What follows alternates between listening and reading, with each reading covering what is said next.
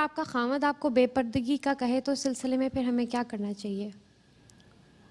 तुमने इसको फैसला करो, अल्लाह की बात माननी है खामद की। पर्दा तो करने का मैंने कहा है ना,